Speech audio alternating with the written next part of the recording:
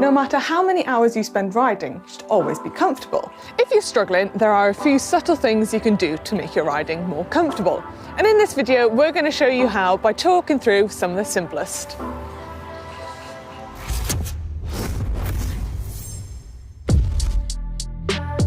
We're going to start off with saddle height. It's very common to see riders with the wrong saddle height, and is a surefire way of making your riding very uncomfortable, rotating your hips more than they need to, and can cause injury to your knees. Regardless of whether you've had a bike fit or not, it should be pretty easy to set up your saddle height if you follow these simple steps. Sit on your bike, unclip and place your heel in the middle of the pedal axle, with it at the furthest point away so the crank is in line with the seat tube. Your hips shouldn't have to rock to reach the furthest point of the pedal, but your legs should be completely straight, so that when you clip in, there is a slight bend. As we mentioned before, a bike fit will iron out any little adjustments and it'll take into account unique characteristics of your body, but this is a really good place to start. Cycling-specific shoes has many benefits, transferring power as well as pedal stroke efficiency. So if you haven't already, get yourself a pair of cycling shoes to really get the most out of your riding. Cleats are the only fixed interference between you and the bike, so getting them in the right position won't only just keep you comfortable and ensure you're efficient as possible, but it will also help avoid injury. Getting them in the right position may take a lot of fiddling, but it is definitely worth spending time on.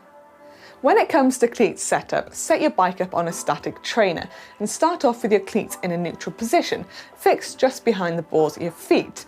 But if you are struggling with cleat setup, why not head up to your local bike shop and get them set up professionally?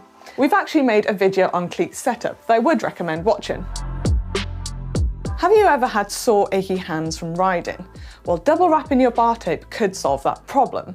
A lot of the pros will have double wrap bar tape in the classic seasons when they're going over all the extremely bumpy cobbles, but many pros will choose to have double wrap bar tape all year round. You could go about this by buying 2 lots of standard bar tape, but there are specific bar tapes which are much thicker, and if you're doing long rides, this could really benefit your comfort on those rides. Also, remember there are multiple hand positions you can adopt on your drop handlebar bike. Make the most of these and move your hands around to keep the blood moving.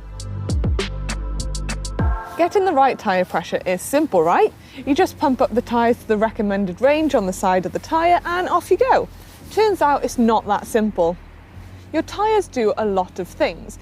They give you grip for when you're on the road so you can steer. They also supply suspension for cushioning you on the road and when you hit holes and bumps.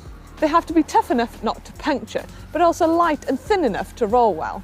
All these things are affected by the pressure and the construction and the design of the tyre itself. There's no magic number, it's really unique to you, so do some experiments. Ride the same route on different pressures, as long as it's not too low or too high, and see how it feels. Mudguards can be a pain to fit, but once you have them on, it's totally worth it. It'll stop the spray in the water spraying up all over you and it'll keep you warm and dry. Not only that, it'll keep your bike looking fresh in the worst of the weather. Your mates will also thank you when you're riding with them in the wet, as all the gunk won't spray up in their faces. Everybody's going to be fighting for your wheel.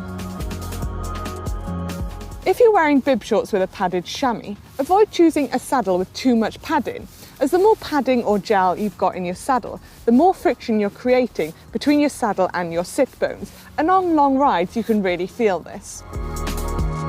Chamois cream isn't for everyone, but it's definitely worth giving it a go to see if it works for you. If you don't know what chamois cream is, it is a cream that helps eliminate friction between your saddle and your clothing, and is applied directly to your skin where it comes in contact with the saddle. Many pro cyclists will ride every day, multiple times a day, and turn to chamois cream to avoid things like saddle sores that can sometimes lead to time off the bike. If you think we've missed anything vital for ensuring comfort on your bike, or you have any of your own tips you want to share with us, please leave them in the comment section below.